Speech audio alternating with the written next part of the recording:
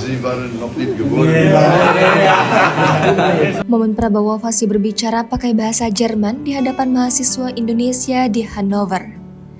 Menteri Pertahanan RI Prabowo Subianto akrab dan fasih berbincang menggunakan bahasa Jerman dengan mahasiswa Indonesia yang sedang mengenyam pendidikan di Hannover, Jerman. Momen tersebut tergambar jelas ketika Prabowo turut serta hadir dalam acara pameran Hannover Messe tahun 2023 di Hannover, Kongres Sentrum Jerman 16 April. Adapun momen Prabowo fasih berbicara bahasa Jerman turut diunggah oleh pemilik akun TikTok @yogiramons pada Senin 17 April. Dalam video tersebut, Prabowo Subianto terdengar lancar berbicara bahasa Jerman. Menteri Pertahanan tersebut nampak memuji mahasiswa Indonesia yang tengah belajar di Jerman. Sementara, mahasiswa tersebut kembali memuji kemampuan Prabowo. Diketahui, para mahasiswa yang hadir nampak terkejut dan kagum dengan pernyataan Prabowo.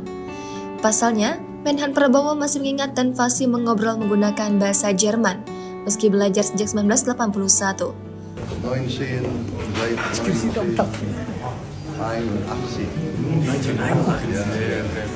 Sie waren noch nicht geboren.